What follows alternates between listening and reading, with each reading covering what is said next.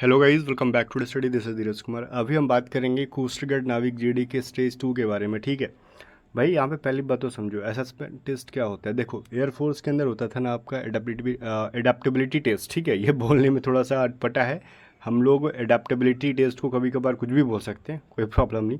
ठीक है, बट अभी क्या है ना, यहाँ पे एयरफोर्स के अंदर अभी भी होता है एडेप्टेबिलिटी टेस्ट। वो होता है 2। जो 1 था, एडेप्टेबिलिटी टेस्ट 1 था, वो हटा दिया गया है। अब उसको कोस्ट गार्ड ने पिछली बैच से इंट्रोड्यूस किया है असेसमेंट टेस्ट या फिर एडेप्टिबिलिटी टेस्ट के नाम से। अब देखो, पहले एयरफोर्स के अंदर होता था situation reaction test, that is SRT। ठीक है, तो वो चीज़ होती है यहाँ पे भी, बट इनका थोड़ा सा पैटर्न अलग है, थोड़ा सा नहीं, कम्प्लीटली अलग पैटर्न पे काम करते हैं। एयरफोर्स के अंदर ना एडेप्टिबिलिटी टेस्ट 1 के अंदर आउट होने वाली की संख्या ना के बराबर होती थी। एक बैच के अंदर मुश्किल से एक आध बच्चे आउट हो गए तो हो गए, SRT के अंदर हो गए। बट यहाँ पे आउट होने की जनसंख्या जो है कुछ ज़्यादा ही है। मैं आपको स्क्रीनशॉट दिखाऊंगा पिछली बैच में जब बच्चे स्टेज 2 में अपीयर हुए थे तो क्या क्या हुआ था और बच्चों ने क्या बताया था उसके अकॉर्डिंग। ठीक है, अब इसकी प्रिपरेशन कैसे करनी है, क्या कहीं से भी कोई कोर्सेज लेनी है? मैं बोलता हूँ नहीं, ये सब बेवकूफ़ी नहीं। बहुत सारे लोग, अब आपको पता होना चाहिए कि मैं कुछ भी गलत इन्फॉर्मेशन आपको नहीं देता हूँ और कुछ भी ऐसा इन्फॉर्मेशन नहीं दूंगा ना कि हाँ कहीं भी जाके पैसे वेस्ट कर दो। आपको मैं हर चीज़ कहाँ से प्रिपरेशन करना है, क्या पढ़ना, वो सब चीज़ें बताऊँगा। और एक चीज़ समझो, यहाँ पे 50% का बच्चे आउट होते हैं, तो ये चीज़ कह देना है कि हर बैच में 50% आउट हो जाएंगे, नहीं। ठीक है, ये चीज़ कहना भी गलत है। और बच्चा वो तो ऑब्वियस ही चीज़ है, आउट होगा जो स्टेज 1 में अगर किसी तरीके से गलत तरीके से वो पास होके जा रहा है तो क्लियर है कि वो आउट होगा, तो बाद में रोना रोएगा। ठीक है, और ठीक है, हम एक एक करके अब यहाँ पे बात ही करेंगे, बट थोड़ी सी इन्फॉर्मेशन के बाद आगे बढ़ेंगे। ठीक है गाइज, तो यहाँ पे आप में से अगर कोई बच्चा है जो अभी रक्षक बैच 2024 में आने वाली है कोस्ट गार्ड की, वो बैच होगी 01 2025 बैच होगी, तो 2024 में ही आएगी ना, तो रक्षक बैच 2024 के लिए लॉन्च किया गया था।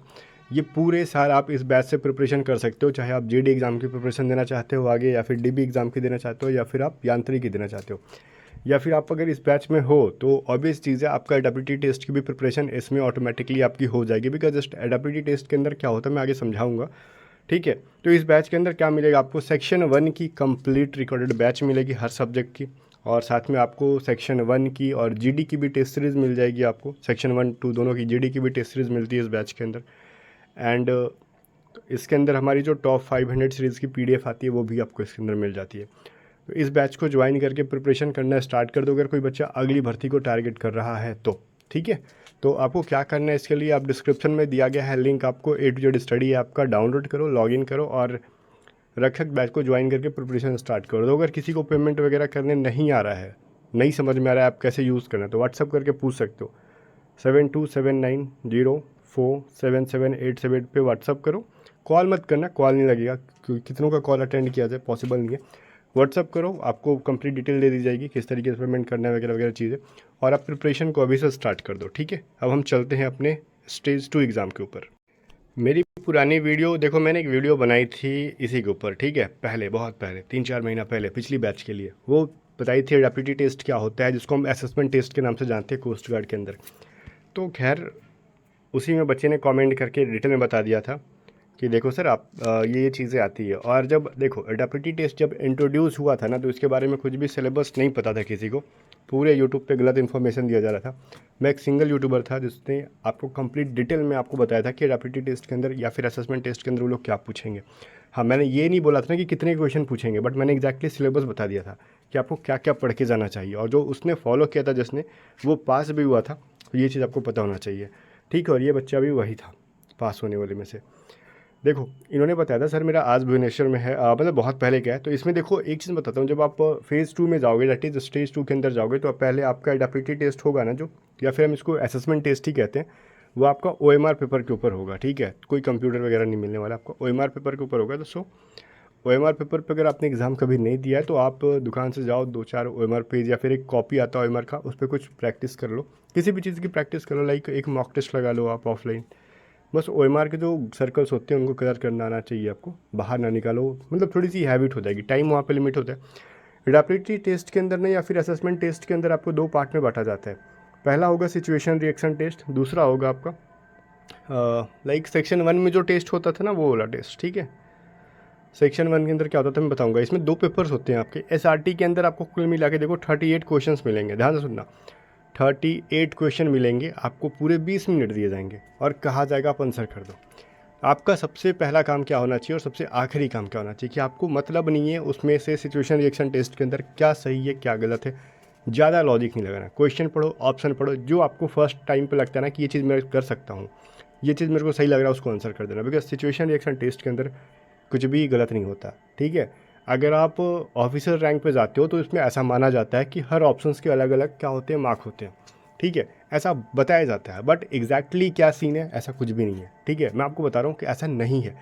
एसआरटी के अंदर अगर हम मार्किंग किया जाए ना किसी के ऊपर, तो ये तो एक मेंटल टेस्ट है ना कि हाँ कोई इंसान कैसे सोचता है, ठीक है। तो ज़रूरी नहीं कि अगर किसी सिचुएशन में मैं कुछ और कर रहा हूँ और आप कुछ और कर रहे हो, ठीक है, तो अगर थर्ड पर्सन कोई बता रहा है कि हम में से किसने अच्छा किया, ठीक है, या फिर किसकी सोच अच्छी है, तो वो जरूरी नहीं कि वो चीज़ सही हो सकता है कि किसी और काम में मैं उससे अच्छा परफॉर्म कर लूँ अगर मेरे मैंने ख़राब परफॉर्म किया हो तो। इसलिए एसआरटी के लिए कोई मार्किंग नहीं दी जाती है, बस आपको अटैम्प्ट करना है, सबको अटैम्प्ट करना होता है, उसमें पास कर दिया जाएगा। सिचुएशन रिएक्शन टेस्ट के क्वेश्चन कैसे होते हैं मैंने इसका डेमो आपको टेलीग्राम चैनल पे अपलोड करके दिया था, और मैं आपको कल रात में 9 तारीख के, सॉरी 9 तारीख तो नहीं कह सकते, 7 या फिर 8 तारीख के रात तक मैं आपको टेलीग्राम चैनल पर ढेर सारे क्वेश्चन सिचुएशन रिएक्शन टेस्ट के हिंदी और इंग्लिश में फ्री में अवेलेबल करा दूंगा। उसके ऊपर प्रिपरेशन चल रही है, हम लोग बना रहे हैं क्वेश्चन को। टेलीग्राम पे सर्च करना @A to Z स्टडी, ठीक है, आपको टेलीग्राम चैनल मिल जाएगा, 14,000 बच्चे होंगे वहाँ पे। अब तो सिचुएशन रिएक्शन टेस्ट क्लियर हो गया क्या होता है। मैं एक बार डेमो दिखा दूंगा इस वीडियो के एंड में, समझ जाओगे आप। 38 क्वेश्चंस होंगे जहाँ पे कोई भी कैलकुलेशन नहीं करना है, लैंग्वेज होंगे हिंदी या फिर इंग्लिश में, आप पढ़ोगे और आंसर कर दोगे, हिंदी इंग्लिश दोनों में होते हैं, बस आप पढ़ोगे और आंसर करोगे। 20 मिनट का टाइम होगा, इसी 20 मिनट में आपको क्वेश्चन पढ़ने भी हैं और पूरे कलर्स भी करने हैं, दोस्तों प्रैक्टिस करो बढ़िया से। एंड कह रहा है फिर मेन पेपर हुआ था जिसमें फिर अगला पेपर दिया जाता है, 40 क्वेश्चन दिए जाते हैं, 30 मिनट जिसमें दिया गया था और आपको 20 नंबर लाना ही है। देखो ये जो है ना 40 questions 30 minutes and qualifying marks 20। अब आपको 20 तो लाना ही है, लेकिन आपने 20 ला दिया तो इसका मतलब ये नहीं कि आपका सिलेक्शन हो जाएगा। अब 20 लाने वाले की संख्या अगर बहुत ज़्यादा है तो अब वो देखेंगे ना कि कितनों को लेना है, उसमें से हायर स्कोरर को लेंगे, ओके। तो कोशिश यही रहना चाहिए कि 20 से ज़्यादा, ठीक है। अब 40 देखो 50% आप स्कोर कर रहे हो, इसमें क्वेश्चन कैसे रहेंगे, जो आपने कोस्ट गार्ड के अंदर जीडी हो, डीबी हो, यांत्रिक हो, कुछ भी हो, सबको होना है, ये तो सबको देना पड़ता है। तो इस बार तो जीडी की वैकेंसी है। तो सेक्शन 1 के अंदर जो आपने पढ़ा है ना, जनरल मैथ के क्वेश्चन, जनरल रीजनिंग के क्वेश्चन, जनरल साइंस के क्वेश्चन, जीके के क्वेश्चन, इंग्लिश के क्वेश्चन, वो सभी चीज़ें आप पढ़ के जाओगे अच्छे से। जो आपने सेक्शन 1 के लिए पढ़ा है वो कैब रिवीजन करोगे, इंग्लिश ग्रामर रिवीजन करोगे, साइंस का रिवीजन करोगे, जीके का रिवीजन करोगे, करंट अफेयर थोड़ा बहुत पढ़ लोगे, एंड मैथ के फार्मूला बेसिक से बेसिक क्वेश्चन रहेंगे आपको पढ़ने हैं। क्योंकि 40 क्वेश्चंस के लिए 30 मिनट्स दिए जा रहे हैं, बहुत है, ठीक है, मैं बोल रहा हूँ बहुत है। ये बहुत सारे क्वेश्चंस होंगे जिसका आप पढ़ के आंसर कर दोगे बहुत कम टाइम में। जीके वगैरह हो गया, साइंस हो गया, वोकैबलरी हो गई, कॉमन एड हो गया, इंग्लिश सेक्शन, और बहुत पैसेज वगैरह नहीं देखने के लिए मिलेगा आपको, ठीक है। तो ये सभी चीज़ें हैं आपको इसके अंदर करने हैं। रीजनिंग के ऊपर अच्छा खासा कमांड करना, नॉन वर्बल रीजनिंग भी एक बार पढ़ लेना, कोडिंग रिकॉर्डिंग स्पेशली पढ़ लेना, ब्लड रिलेशन पढ़ लेना, ठीक है। तो ये सभी चीज़ें मैंने आपको बताया और अच्छे से पढ़ के जाना, ठीक है। सेक्शन 1 का सिलेबस अच्छे से कवर करके जाना अगर आप पास होना चाहते हो, जिसमें से 40 क्वेश्चन रहेंगे। और ये मत सोचना, वो तो कहते हैं ना कि 20 नंबर आपको लाना ही है, लेकिन कभी कभार उनकी बातों पे ध्यान नहीं दे करो। कोशिश करो कि जितना मैक्सिमम से मैक्सिमम स्कोर हो जाए, ओके।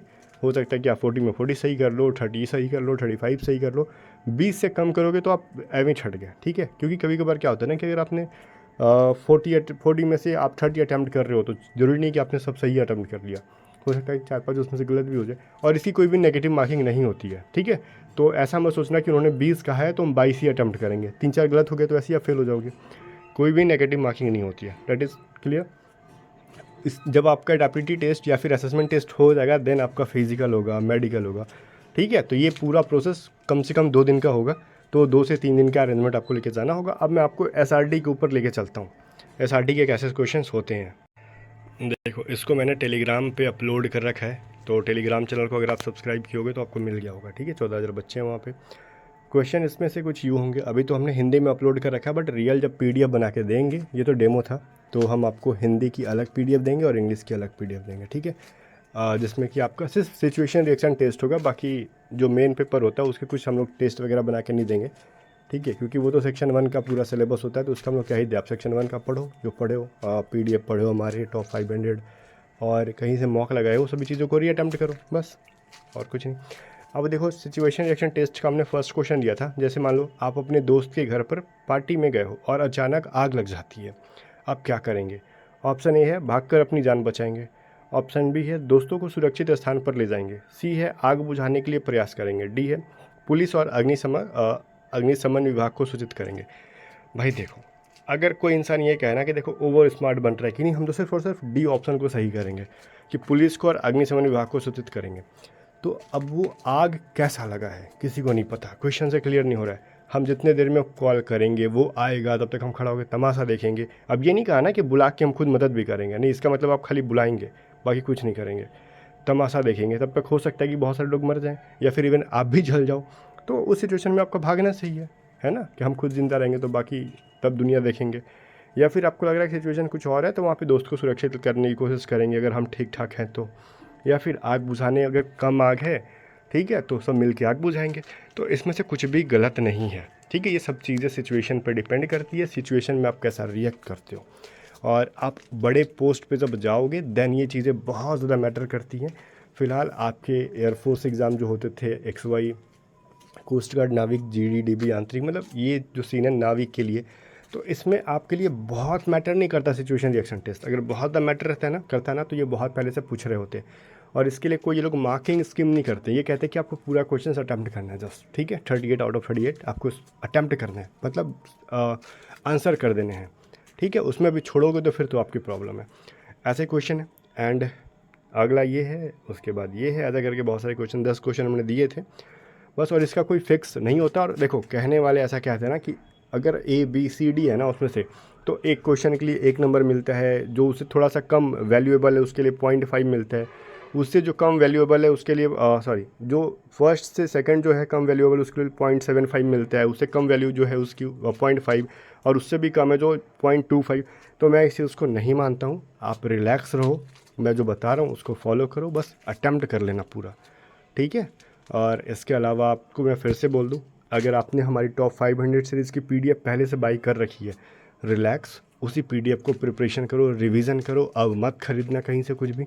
आपका सेक्शन 1 का जो मटेरियल था, जितना आपने पढ़ा है, उसको कंप्लीट फॉलो करो, ठीक है, कंप्लीटली फॉलो करो, अच्छे से कवर करना। ऐसा नहीं खाली हम फिज़िकल पे अच्छा से ध्यान दे रहे हैं, फिज़िकल में तब पहुँचोगे जब एडेप्टिविटी टेस्ट पास करने वाले हो, अदरवाइज़ फिज़िकल में कोई नहीं पूछेगा आपसे।